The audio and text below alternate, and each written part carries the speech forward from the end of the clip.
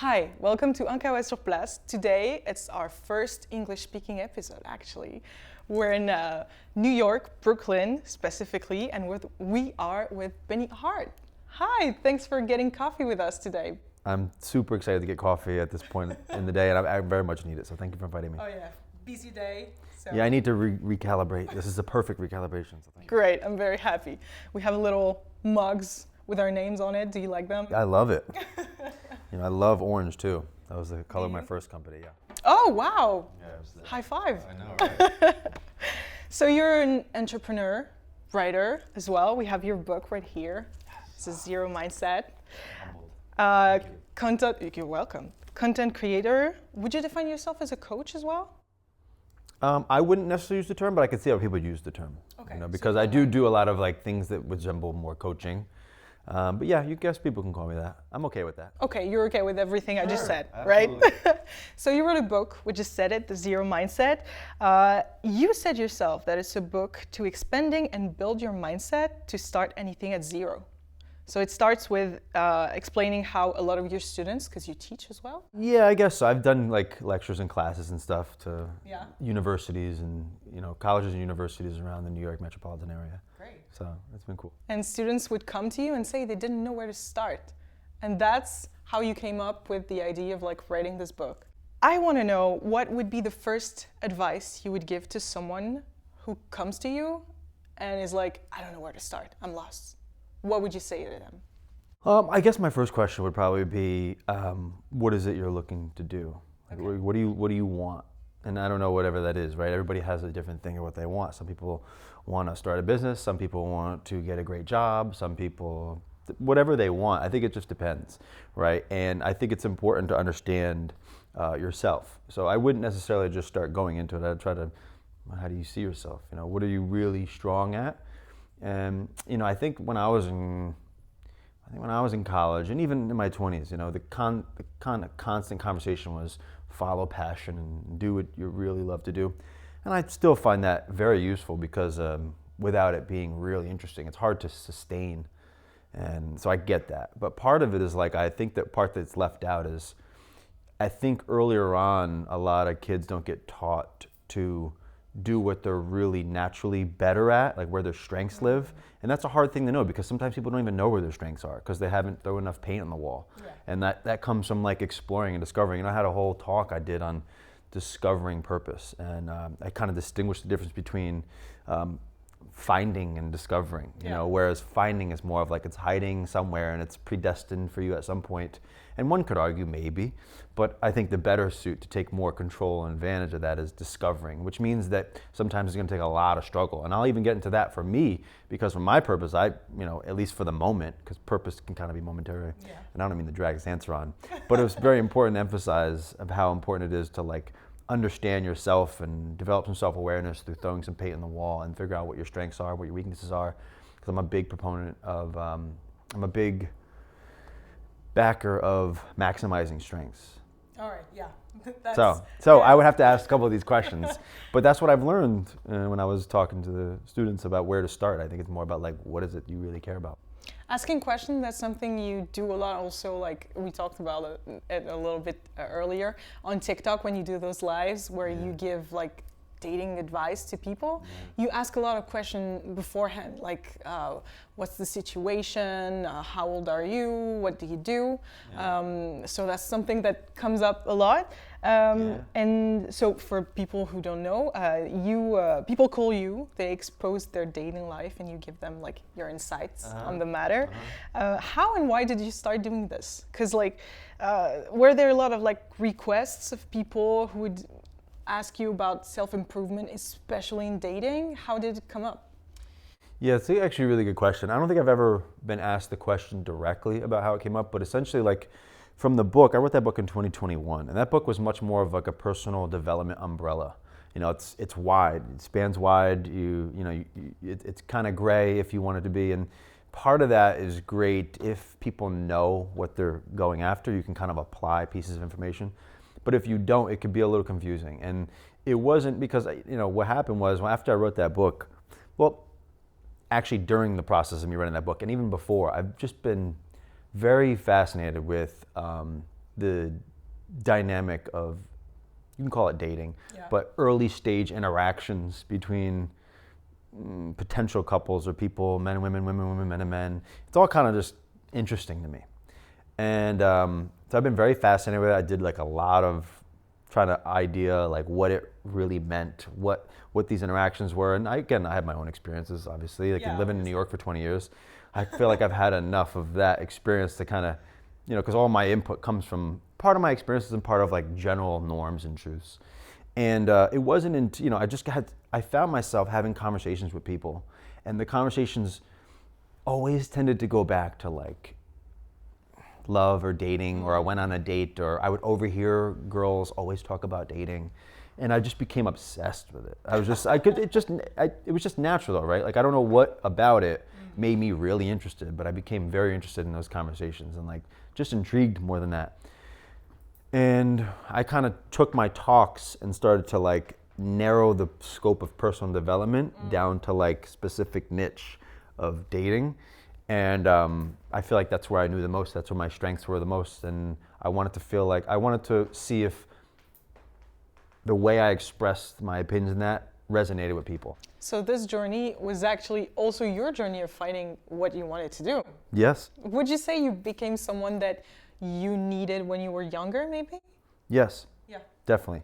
You know, the first movie I watched when I was a kid that made me want to move to New York, because I'm from like an hour north of here. Okay. So I'm very close to here, but I came down to the city maybe like 18 years ago, 17, 18 years ago. Okay. But the first movie I saw that made me say, I want to go to New York was Hitch. I don't know if you know Hitch. Oh, I haven't seen it. Oh, man. I'm sorry. It's okay. So Hitch is Will Smith, and he's this guy who gets men and women together. So he helps guys talk to girls. Okay. And it's like basically he gets people together, and he's like a matchmaker, but back in like the early 2000s, 90s, whatever it was.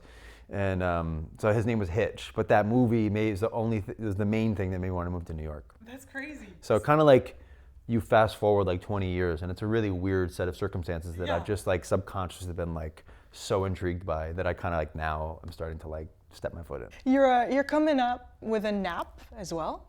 Yeah. Dating with Purpose. Yeah. What can we expect from it? Is it like coaching the same way you would do from like your TikTok lives, or is it completely different? A little bit. There's a couple of things to expect. Like the app itself is going to be, it's very community driven. So it's going to be connecting people in certain dating phases, geographies. Wow. So it's not a matchmaking platform, but part of the nature of the app is to connect people in certain age ranges, dating phases, and geographies.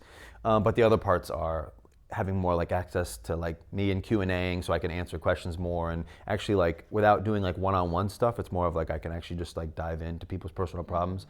And then there's going to be live streams in there. People like, it's a be more intimate setting than my TikTok lives. Yeah. The TikTok lives I do, as you told me you've seen, are interesting and entertaining. I don't know. Like, I don't know how I feel about it. Most people really like it, but I think there's like I'll get into that too, but the TikTok live itself is like, it's a combination of educational, but it has to be entertaining. Yeah. If you're not consistently trying to like stimulate audience with either being funny or humorous or drama, but finding a fun way to dictate or to say this information, it can get boring. And I've seen those, regardless of what industry it's in, I've seen it, I'm like, oh, he said it, but like, I didn't care when he said it. Yeah. You know what I mean? You're like, I didn't really care. So part of the live is like, it's a little bit of both those things, which I think resonate with some people. The question that comes up in my mind when I saw the name of the app, Dating with Purpose, was like, what is it to you? What does it mean to date with purpose? Yeah, that's a good question, because like, there's a number of names, but dating with purpose was so natural to me because it was just a phrase I always said, you know, and so it was such a natural thing for me to be like, just call it dating with purpose. And I'm also not a big perfectionist. I'm kind of the opposite. I'm much more of like, just, all right, done, good, next. Okay. I'm just much more of that kind of person. But it just really means learning how to develop a framework of decision making when it comes to dating.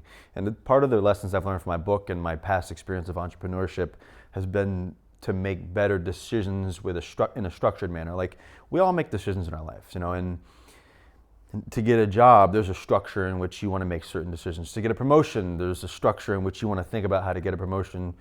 to get into school, there's a structure in which you think about how to get into school. But funny enough, when people think about dating, it's never supposed to be that way for most people. They think it's supposed to be more magic, you know, more.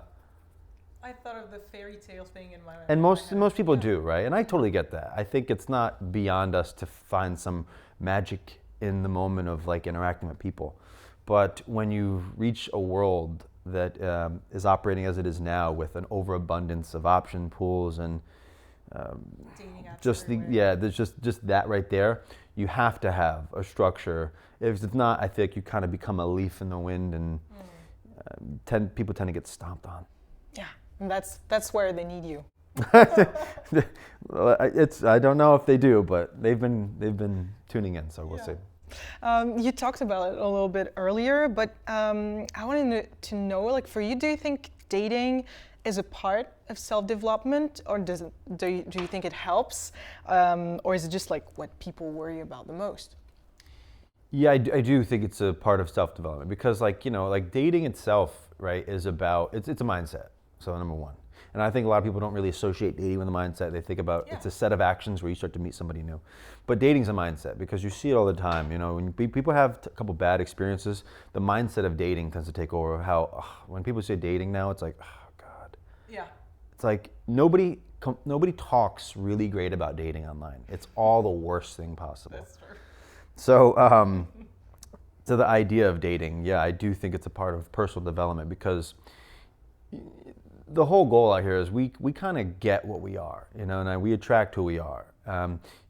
Yes, opposite personalities, but if you're broken, you tend to attract broken, you know, and it's just naturally a part of that, right? And if you want to be your best self to attract a better version of what you feel like you deserve, they'll only acknowledge you just like you only acknowledge them. And I think it's a reflection. You know, dating becomes a mirror of the people you invite and accept into your life. So it is definitely a big part of personal development. Yeah. Talking about personal development, self-development, we've seen a rise of it in the last few years, I would say.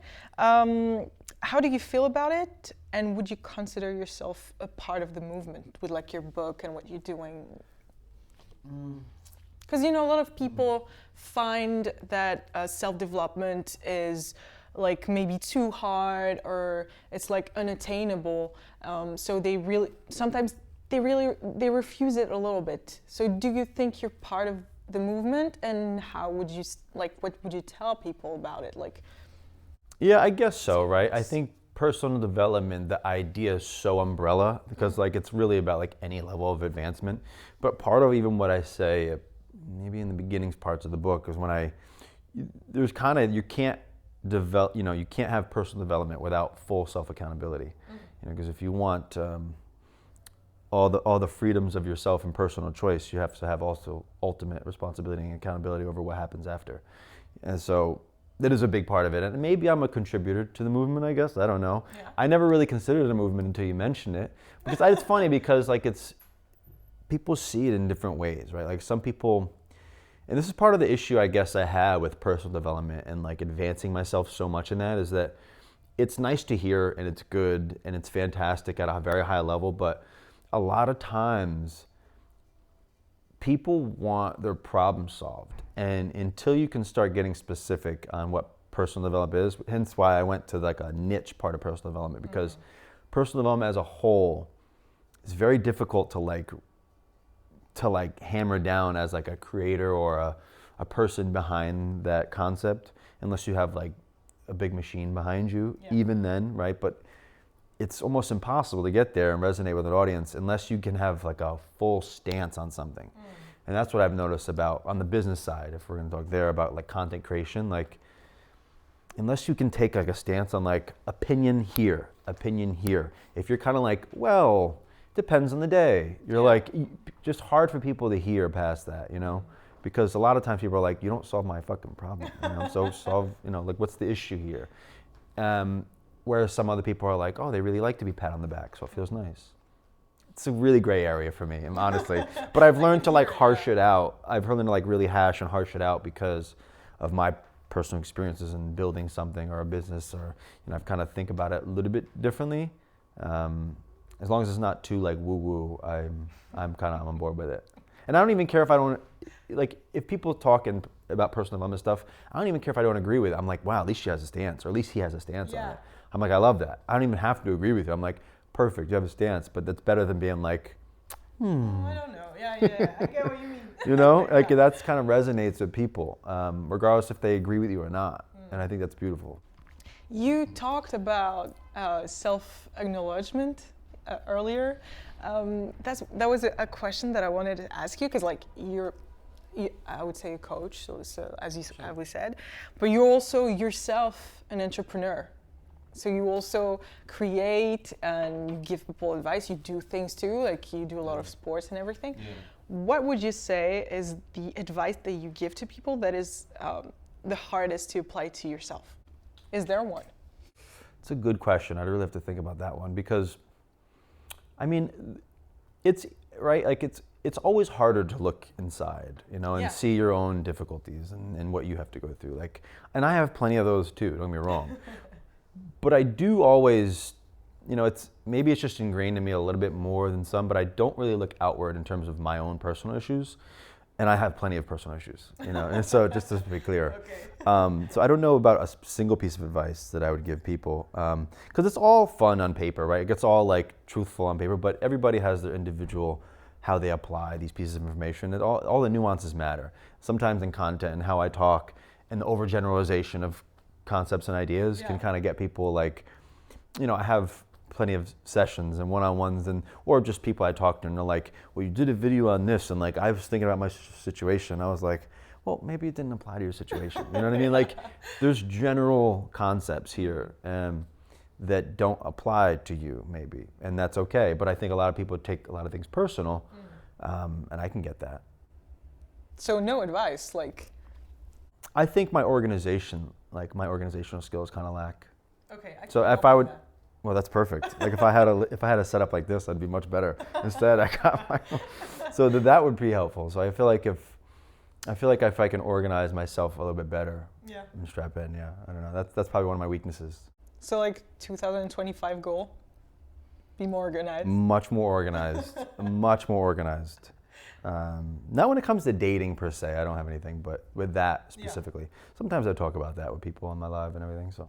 You don't really talk about your own dating life though. I don't on my live, no. When people call in and ask about it, I did completely shut it down.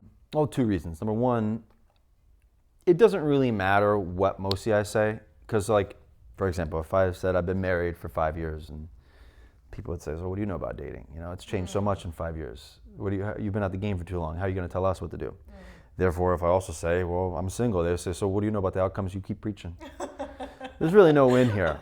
So I'd rather not say, and then on top of that, like the person that I am seeing, I don't want them to be, oh, who is he seeing? Let's look. And then like all of a sudden she's getting trolled. I don't want to deal with that. Yeah. So I just tend to like ignore it. Now, if somebody asks me straight out on a live, which that has happened, I've answered, but that's a superficial and then I just end the call. Yeah. Like, or, you know, I'd just be like, that's enough, no more. You have to ask me extra questions. Okay. So I tend to stay away from it. And maybe that's my own insecurity of like what the outcome could be from that. I just don't want to make it too personal. Whereas I have no problem talking about my personal life to some extent, but as long as it's not a question in bad faith. If it's a question in good faith out of like curiosity, I have no problem answering it. Yeah. But if I sense they're like, so what's your thing like? Then I'm a little bit more of a defense. We talked about dating a lot, but you also said, and I don't know if you talked about it in your lives, but like you've had also like a fitness production, what was the name? Team company. Yeah. Would you mind talking a little bit about that and how also why it stopped, or do you still keep like in touch with that company a little bit? Does it exist? Is fitness still a part of what you do as well? Yeah, it's funny. It's like fitness. You know, I've been in fitness my whole life. Okay. So I've been at a gym since I've been like a kid, as far as I can remember. I've just been so fascinated with fitness. So because of that, it's kind of like a base of how I used to think about things, and some of the problems that I felt were there that I was just naturally more interested in. And fitness was one of those things. So because I've been so interested in fitness, you know, in college, and a little bit before and a little bit after, I competed in boxing for about 6 years here in the city. And you know, it's just naturally, I got more involved in the fitness side of boxing than actually competing, but I used to compete a lot in the city. And then after that is when I started Kinetic, when I became a trainer at Equinox first. Okay, wow. And then I started it within a year or so. I started my first company 2011, 2012. And yeah, me and two co-founders started it. We started, we didn't start producing content. So like it started as a fitness platform to discover and find any massage therapists, trainers, and people that could offer a service in the space. And then it transformed into a fitness streaming company by 2015, which was kind of early for the video production side because even the bigger media companies were not producing at that scale. They were just starting to get into video, which was kind of wild. Avant-garde. What's that? Very avant-garde. Yes. And, you know, so we were kind of like, all right, well, why don't we just start producing video content, and we could do it in a really cost-efficient way if we can have our own in-house and just see how it goes. So we started to explore there, and we did that for 6-7 years. Had a studio up in Harlem. I brought in some of the best coaches I knew in fitness that would teach classes live and then go on demand. And at the same time, we were doing production deals with like Condé Nast and like the self.coms, the health.coms, the Time Incs. And because we were offering a production product that maybe they couldn't do in-house for the cost. So we were kind of like trying to find a niche in the market until they got to a place where they were doing it all themselves and they didn't need us. But at the moment, for a couple of years, we were really maximizing that. And then we merged with a media company in 2018. And after that merger was with a point where I was at a point of zero, as I like to call it, was when I wrote my book, because after that, you know, I was a little bit like, well, what the hell am I going to do now? You know, because it's like your whole identity is engulfed in something. And you don't really know what you want to do, or you don't know really what you're good at because you've just been doing this one thing. And one would say, well, yeah, then you start something else. Easy to say, but you know, unless you have this really understanding of a problem that you really care about, it didn't resonate with me. So I started, after that was ended and that merger happened, which I was kind of like no more longer of that company, my company. Then I started to speak at colleges, universities about starting from zero. And it was more around business, but then it started to shift to be more of like a mindset, because I feel like business kind of narrowed it down too much. Like not everybody wants to start a business. And I had to learn that, and I was like, yeah, maybe they don't. And then speaking to students at the universities, it became more of like it wasn't an information problem. That's why I transferred it off of business, because when I started talking about business, it was like, you know, that's really just an information problem. Like, okay, and it's not like you don't have the information to start a business. You could find it. But it really wasn't an information problem for a lot of the students. It was more of a problem of like, well, you know, what are my parents going to think? Or, you know, I've been doing this for so long and I don't know if I should hop out. I'm really fearful. What if it doesn't work? Or, you know, there's a lot of, I don't know if I'm good at that. I'm probably going to suck. Who knows? There's a lot of different problems. And it was more of like a mindset of how to pull down or recalibrate what it means to start. So that's why I wanted to shift the mindset. It really gives a lot of insight of how you got there also. It's very interesting. And listen, I went, like even up until the book, you know, and I launched that book when I was, I'm 36. So I launched that book when I was, you know, that was 2021, so that was about 4 years ago. So I was 32. And at 32, you know, like I still had, relatively speaking, limited success, even in the startup. I had to work so hard to keep above water just in startup world, you know what I mean? So like I had so long of like treading until you get to a point where it's like, you know, you kind of have all these mistakes and micro failures and all these ideas, even that, right? Like that book was great, fantastic, and I loved it, and people really loved it. But like, there was kind of like a limitation on how far it could go, and maybe it was the concept, maybe it was the delivery, maybe it was how wide the range was, and it wasn't until that point where all these micro little failures or restrictions kind of compounded into once I found a niche that I could really maximize my strengths in. It's crazy because you do fitness, you wrote a book, you gave lectures, you're doing all this stuff on TikTok, creating an app and everything. How do you find so much motivation? Like, where does it stem from? It's crazy. I don't know, you know, I feel like maybe I've had so much struggle in my life, like in terms of like, I just never had any backup. Like I didn't grow up with much, my parents didn't have much. Like it's just, I just had nowhere else. Like it wasn't like I was like, I never really lacked it. I was just kind of trying to always figure out, like even before the book I had moments I was like, I don't know what the fuck I'm doing. And I was really low, but like I have no clue, but I'm still trying, I'm just trying shit. Like if somebody asks me to go speak, I go speak, no problem. I don't even care. And all those things is like, I just didn't have, like I had, and I wrote a little bit about it in the book, but I don't really talk a lot about my personal stuff. Maybe it's my own insecurity again too. But like, I talked a little bit about it, whereas like, I didn't have a lot of expectation to me, right? It was kind of like, you know, you went to college, that's really great, and we're really proud of you because I was the first one in the family to go to college, right? So it was kind of like a thing, but I didn't, you know, because I didn't have anywhere to go back on, I was just kind of like, I got really nothing to lose. And the part of that little chip on the shoulder, maybe it was trying to prove things to people or society, whatever it was, but I don't know, I had nothing to lose, but I had nothing personally, so I had nothing really to lose. I was like, at least I could do is try to make something out of myself. You know what I mean? So I don't know, but that's probably it. And also like being in a place like New York, I'm not gonna lie, like it's difficult to not have ambition in New York. Yeah. If you don't have an ambition in New York, then, you know, It's complicated. it's hard. Yeah. Yeah. I feel like the city, because it's my first time in New York. Oh, it's get actually outta my here. first time in the US. Oh my goodness. Yeah. It's really great. Wow, this is fantastic. We went to Jersey first. It was very different. And now we're in New York. But like New York is very different. It feels like there's something in the air, as you said, that people have a lot of ambition. Is that also why you're like living here? Have you thought of like moving somewhere else? Is it where you find your inspiration as well? I'm a full-blown opportunist, and like New York is like full of too much of it, and it's kind of like, yeah, I think people who have been here for a while are a little bit addicted to the energy that like kind of shivers through, whereas like if you start doing nothing for a while, you start to feel like you're behind on a lot. And one could argue that's a little unhealthy, and one could argue that motivates you, right? Like I did a video the other day talking about like how like fear is almost a bigger motivating factor than drive. Oh, and yeah, interesting.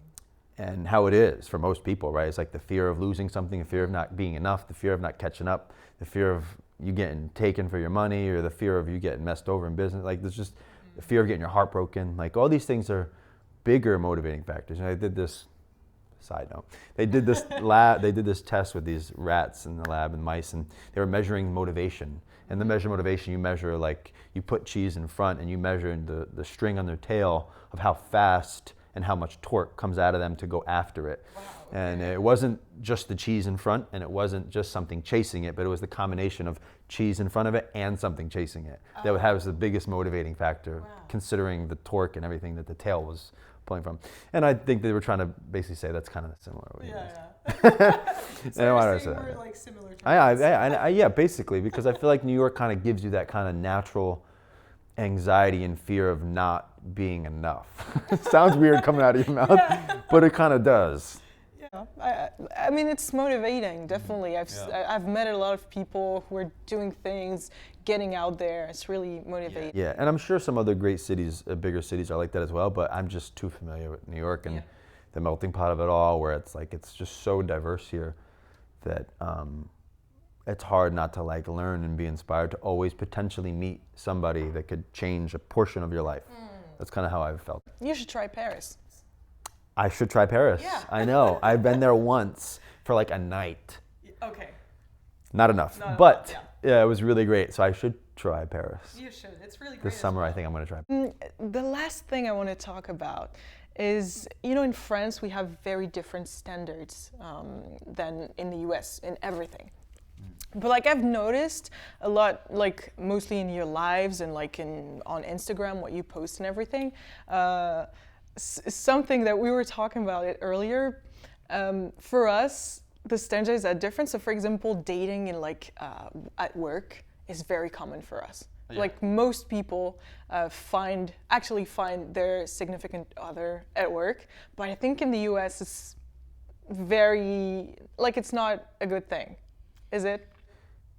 No, it's not. It's not a good thing because of a variety of factors. But the US and the West as a whole have different ideas when it comes to that, and a lot of complication. And it kind of gets in the way of our capitalistic function over here. Oh. So you're aware. Oh, very much. Of course. I mean, the capitalism runs the U.S. It is capitalism. Yeah. And it gets in the way of every interaction. Like, capitalism runs dating. Yeah. Okay. Like, full on dating. Like, dating is not incentivized. Like, coupling is not an incentivification here. Not in the U.S. Yeah. They say it is, but everything else promotes very much differently. Yeah. They promote singlehood here, big time. Oh. They promote divisiveness because it makes more money. Because all the industries make more money. Why would you have one apartment when you can have two? You can tax two. You have two taxes, two apartments, two sets of groceries, two cars, two insurances, two everything. Wow. Why would we have one? Why would you want to couple a family up and save all this cash when all the industries can just thrive much more? Beauty industries thrive, clothing industries thrive, electric industries thrive. All these industries thrive. Why would we want to? So all these industries thrive more when you send subconscious messages of, well, you could maybe do better, girl. And yeah, of course, one could argue yes, but the point is that everything is kind of engulfed in this idea of capitalism, including dating. So what would you say to people who watch consume your content, I would say, like read your book, watch your lives, watch your videos and everything, that are not from the US? Is there, I would say, a trigger warning? Don't apply this to you if you're not familiar with the culture that is in the US. Sure. I wouldn't call it a trigger warning, but I get people calling in from different countries in Africa, Australia, I mean, all over. Except North Korea, but everywhere else, a lot of people are calling in from many different places, right? And I get it, right? So sometimes I do say, if sometimes people are saying in the chat, oh, this doesn't happen as much over here in Switzerland, or it doesn't happen as much over in Germany or wherever. I can totally understand that, but there are also some more general norms and truths about dating and attraction and general rules that generally apply. Now, they all are not going to apply, so all my content is not going to apply to everybody. But if somebody brings up a topic, I'll say, yeah, maybe I don't know much about. There's certain Muslim countries that would never do the things that we do here, right? Yeah. So I'm not oblivious to that. But I can't address all of them. I can only address some of the ones I know. But I try to be as blanket as I can, and if somebody brings up a specific scenario, I address that. Yeah. And if somebody's like, well, that doesn't apply here, I'd be like, I might be like, okay, understood. So I don't know. It's hard to say. Yes, I've encountered a lot of that. But I've also taken into consideration from the things I know maybe about some other cultures, and I don't go where I don't know, Yeah. I don't step on those toes. If I don't know, I say that's my limitation. Some people call in when same thing, right, with married people. They call in and they're like, well, how does this apply to my husband? I'm like, I don't even touch marriages. I don't even touch relationships, really. I div out of them. I specifically focus just on dating. Yeah. That's early stage. Marriages and relationships, I completely stay out of. Because I'm like, that's just not my wheelhouse. I don't want to step in that. And you could get in trouble, people calling again and be like, oh, you told me to do that, and we broke up. Yeah, that too. And I don't want to be responsible for a couple when there's more than one person, this is the issue, right? It's you only hear one side of the story, and quite honestly, the reason I ask so many questions is because I don't take anything people say at face value. So that's part of the reason why people like the show, is because the difference between my show and maybe some of the ones that I've seen, but also just kind of the way I consume it and think, is that I know when people call in, they don't tell me everything right up front, and then I'm not going to take what they say as truthful. It's not to say they're lying, but they're just omitting important pieces of information that is not completing the story for me. Yeah. And most of my stuff is very much a personal accountability, poke. So if they're not ready for that, I totally get that. But I'm not, that's kind of the gist of my lives. Yeah, no, you're right. Benny, lastly, is there anything else that we didn't talk about that you want to talk about?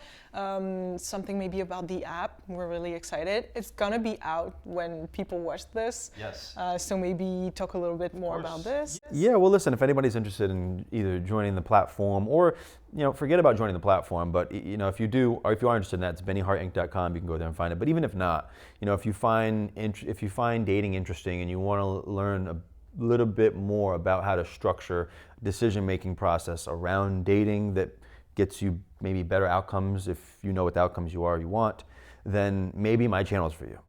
Thank you, Benny. Thank you so much for being here. Thank you. Thank you for getting coffee with us. Of course.